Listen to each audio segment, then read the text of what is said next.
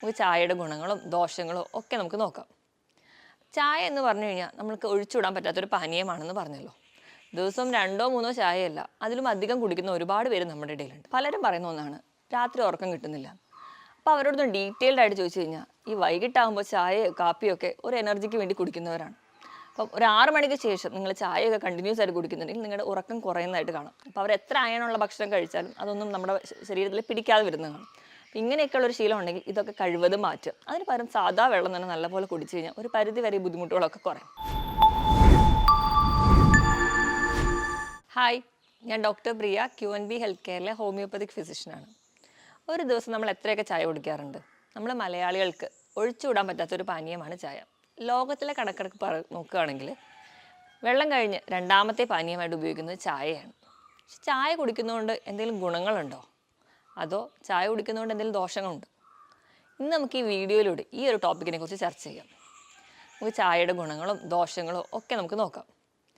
ചായ എന്ന് പറഞ്ഞു കഴിഞ്ഞാൽ നമുക്ക് ഒഴിച്ചുവിടാൻ പറ്റാത്തൊരു പാനീയമാണെന്ന് പറഞ്ഞല്ലോ. ദിവസം 2-3 ചായയല്ല, അതിലും അധികം കുടിക്കുന്ന ഒരുപാട് പേര് നമ്മുടെ ഇടയിലുണ്ട്. ഒരു ഗ്ലാസ് ചായ എന്ന് പറയുമ്പോൾ തന്നെ 150 മുതൽ 200 ml ചായ നമ്മൾ ഒരു തവണ തന്നെ കുടിക്കുന്നുണ്ട്. പല കാരണങ്ങൾ കൊണ്ട് നമ്മൾ ചായ കുടിക്കുന്നു എന്ന് പറയാം. ഫ്രണ്ട്സിൻ്റെ കൂടെ കൂടുമ്പോൾ, ബോറടിക്കുമ്പോൾ, അല്ലെങ്കിൽ ഉറക്കം കളയാൻ വേണ്ടി, ഒരു ഉന്മേഷത്തിന് വേണ്ടി പല കാരണങ്ങൾക്കായി നമ്മൾ ചായ കുടിക്കുന്നുണ്ട്.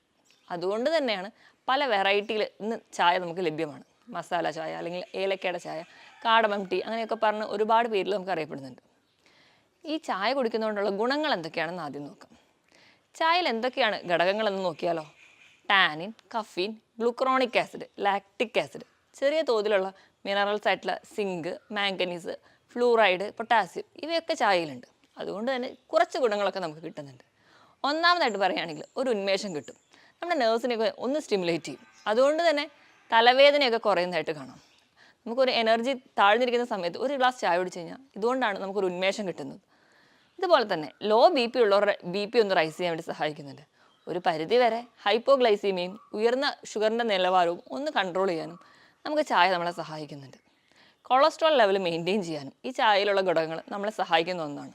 ഇതിനോടൊപ്പം തന്നെ നമ്മുടെ ഹൃദയത്തിൻ്റെ പ്രവർത്തനം, അതായത് ആ കൺട്രാക്ഷൻ റിലാക്സേഷൻ ഒന്ന് റിതമിക്കാവാനും ചായ സഹായിക്കുന്നുണ്ട്. ഇത് പുറമേ നമ്മുടെ സ്കിന്നിനെയും സഹായിക്കുന്നുണ്ട്. സ്കിന്നിൽ ആ ഒരു ഗ്ലോ കൂട്ടാൻ വേണ്ടിയിട്ട്, അല്ലെങ്കിൽ നമുക്കൊരു ഇമ്മ്യൂണിറ്റി ബൂസ്റ്റ് ചെയ്യാൻ വേണ്ടിയിട്ട് ഒക്കെ ചെറിയ തോതിലുള്ള ഈ ആൻറ്റി ഓക്സിഡൻസ്, നമ്മുടെ ചായയിൽ അടങ്ങിയിട്ടുള്ള ആൻറ്റി ഓക്സിഡൻസ് ഒക്കെ, അതായത് ടാനിനൊക്കെ നമ്മളെ സഹായിക്കുന്നുണ്ട്.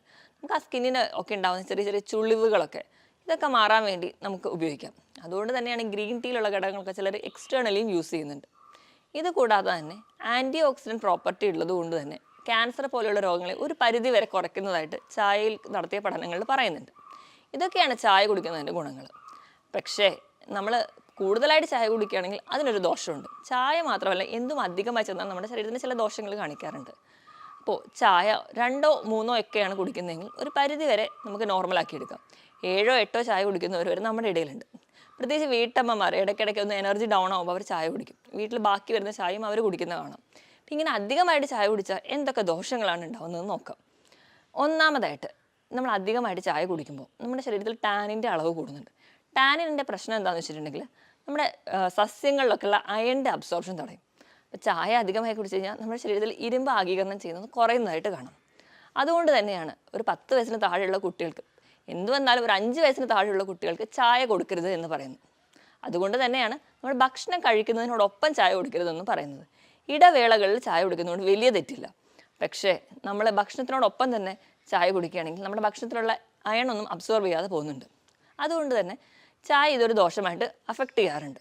ഇനി രണ്ടാമത്തെ ഒരു കുഴപ്പം എന്ന് പറഞ്ഞിട്ടുണ്ടെങ്കിൽ, നമ്മൾ കേസ് എടുക്കുമ്പോൾ പലരും പറയുന്ന ഒന്നാണ് രാത്രി ഉറക്കം കിട്ടുന്നില്ല. അപ്പോൾ അവരോടൊന്ന് ഡീറ്റെയിൽഡ് ആയിട്ട് ചോദിച്ചു കഴിഞ്ഞാൽ ഈ വൈകിട്ടാകുമ്പോൾ ചായയോ കാപ്പിയോ ഒക്കെ ഒരു എനർജിക്ക് വേണ്ടി കുടിക്കുന്നവരാണ്. അപ്പം ഒരു 6 മണിക്ക് ശേഷം നിങ്ങൾ ചായയൊക്കെ കണ്ടിന്യൂസ് ആയിട്ട് കുടിക്കുന്നുണ്ടെങ്കിൽ നിങ്ങളുടെ ഉറക്കം കുറയുന്നതായിട്ട് കാണാം. കാരണം ചായയിലുള്ള കഫീൻ ആ ഒരു ഇൻസ്റ്റൻറ്റ് ടൈമിലേക്ക് നമ്മുടെ ഉറക്കത്തിനെ മാറ്റി നിർത്തുന്നു. അല്ലെങ്കിൽ ഒരു സ്റ്റിമുലേഷൻ കിട്ടുന്നത് വഴി നമുക്ക് ഉറക്കം കുറയുന്നതായിട്ട് കാണാം. അതുപോലെ തന്നെ വെറും വയറ്റിൽ ചായ കുടിച്ചു കഴിഞ്ഞാൽ പലർക്കും അതൊരു അസിഡിറ്റി പോലെയുള്ള പ്രശ്നങ്ങൾ, അല്ലെങ്കിൽ ദഹനക്കേട്, പുളിച്ച് തകട്ടൽ, ഓക്കാനം പോലെയുള്ള ബുദ്ധിമുട്ടുകളായിട്ട് പ്രസൻറ്റ് ചെയ്യുന്നത് കാണാം. ഇതോടൊപ്പം തന്നെ നമുക്ക് അധികമായിട്ട് ചായ കുടിച്ചു കഴിഞ്ഞാൽ പലർക്കും മലബന്ധം ഉണ്ടാകുന്നത് കാണാം. നമ്മുടെ വയറ്റിലുള്ള ഫുഡ് വേസ്റ്റ് ഒന്നും പുറത്തേക്ക് പുറന്തള്ളാതെ അത് വയറ്റിൽ കെട്ടി കിടക്കുകയും അത് പലരിലും കോൺസ്റ്റിപ്പേഷൻ ഉണ്ടാക്കുന്നതായിട്ട് കാണുന്നുണ്ട്. ഇത് കൂടാതെ തന്നെ നമ്മൾ അധികമായിട്ട് ചായ കുടിച്ചിട്ടുണ്ടെങ്കിൽ അതിലുള്ള കഫീൻ എന്ന് പറയുന്ന കണ്ടൻറ്റ് നമുക്ക് മൂത്രശങ്ക കൂട്ടുന്നു. ഇടയ്ക്കിടയ്ക്ക് മൂത്രമൊഴിക്കാനുള്ളൊരു തോന്നലുണ്ട്. ഇങ്ങനെ ഇടയ്ക്കിടയ്ക്ക് മൂത്രം ഒഴിക്കുമ്പോൾ നമ്മുടെ ശരീരത്തിൽ ആവശ്യമുള്ള പല ഘടകങ്ങളും പുറത്തേക്ക് പോകുന്നു. ഉദാഹരണത്തിന് നമ്മുടെ ശരീരത്തിൽ നിന്നുള്ള കാൽസ്യം അമിതമായിട്ട് നഷ്ടപ്പെടുന്നു. അമിതമായിട്ട് കാൽസ്യം നഷ്ടപ്പെടുന്നതിൻ്റെ ഭാഗമായിട്ട് നമുക്ക് എല്ല് തേയ്മാനവും ഓസ്റ്റിയോപോറോസിസ് ഒക്കെ പെട്ടെന്ന് ഉണ്ടാവുകയും ജോയിൻറ്റ് പെയിൻസിനൊക്കെ കാരണമാവുന്നുണ്ട്. അധികമായി ചായ കുടിക്കുന്നവരുടെ കേസിൽ ഒരുപാട് പേർക്ക് ഇന്ന് മുട്ടുവേദനയും അല്ലെങ്കിൽ മറ്റ് സന്ധികൾക്കുള്ള വേദനയും കാണാൻ പറ്റും. ഇത് കൂടാതെ തന്നെ നമ്മുടെ ചായയിലുള്ള പോളിഫിനോൾസ് എന്ന് പറയുന്ന ഘടകം ഡൈജസ്റ്റ് ചെയ്യാൻ കുറച്ച് ബുദ്ധിമുട്ടാണ്. അതുകൊണ്ട് തന്നെ ഇത് വയറിൽ കിടക്കുന്നതുകൊണ്ട് നമുക്ക് ഗ്യാസ്ട്രിക് കംപ്ലയിൻസും ഗ്യാസിൻ്റെ ബുദ്ധിമുട്ടൊക്കെ ഉണ്ടാവുന്നതായിട്ട് കാണാം. ഇനി അധികമായിട്ട് നമ്മൾ കഫീൻ ഇൻടേക്ക് ചെയ്യുകയാണെങ്കിൽ, ഈ ഗർഭിണികളൊക്കെ ആണെങ്കിൽ അധികമായിട്ട് കഫീൻ ഇൻടേക്ക് ചെയ്താൽ അബോർഷന് വരെ കാരണമാവുന്നതെന്നാണ് പഠനങ്ങൾ പറയുന്നത്. ഇതുകൂടാതെ നമ്മൾ വെറും വയറ്റിലൊക്കെ ചായ കുടിക്കുന്നുണ്ടെങ്കിൽ നമ്മുടെ പല്ലിൽ കറ വരിക, വായു നാറ്റം ഉണ്ടാവുക പോലെയുള്ള ബുദ്ധിമുട്ടുകളും ഇതിനോടനുബന്ധിച്ച് കാണാറുണ്ട്. നമ്മൾ അധികമായി കഴിഞ്ഞാലാണ് ഈ പ്രശ്നങ്ങളൊക്കെ ഉണ്ടാകുന്നത്. 1 or 2 അല്ലെങ്കിൽ മാക്സിമം ഒരു 3 ചായ വരെ ദിവസം കുടിക്കുന്നത് വലിയ ദോഷമൊന്നും ചെയ്യത്തില്ല. പക്ഷേ കുടിക്കുമ്പോൾ നിങ്ങൾ അമിതമായിട്ട് പഞ്ചസാര ചേർക്കുന്നതുണ്ടെങ്കിൽ അത് ഒഴിവാക്കാൻ വേണ്ടി ശ്രദ്ധിക്കുക. കുട്ടികളാണെങ്കിൽ കഴിവതും ചായ കൊടുക്കാതിരിക്കാൻ വേണ്ടി ശ്രദ്ധിക്കുക. അത് അവർക്ക് മാൽ അബ്സോർപ്ഷൻ അല്ലെങ്കിൽ മാൽ ന്യൂട്രീഷനും അയൺ ഡെഫിഷ്യൻസിയും അതുപോലെ വിളർച്ച പോലെയുള്ള ബുദ്ധിമുട്ടുകൾ ഉണ്ടാകുന്നുണ്ട്. വിളർച്ചയുടെ കാരണങ്ങൾ എടുക്കുമ്പോൾ നമ്മൾ നോക്കുകയാണെങ്കിൽ കുട്ടികൾ കുഞ്ഞിലേ തൊട്ട് ചായ കുടിക്കുന്ന ശീലമുള്ളവരായിരിക്കും. അപ്പോൾ അവർ എത്ര അയണുള്ള ഭക്ഷണം കഴിച്ചാലും അതൊന്നും നമ്മുടെ ശരീരത്തിൽ പിടിക്കാതെ വരുന്നതാണ്. അപ്പോൾ ഇങ്ങനെയൊക്കെയുള്ളൊരു ശീലം ഉണ്ടെങ്കിൽ ഇതൊക്കെ കഴിവതും മാറ്റുക. അതിന് പകരം സാധാ വെള്ളം തന്നെ നല്ലപോലെ കുടിച്ചു കഴിഞ്ഞാൽ ഒരു പരിധി വരെ ബുദ്ധിമുട്ടുകളൊക്കെ കുറയും. അപ്പോൾ മറ്റൊരു ഹെൽത്ത് ടോപ്പിക്കുമായിട്ട് വേറൊരു വീഡിയോയിൽ കാണുന്നതുവരെ നന്ദി.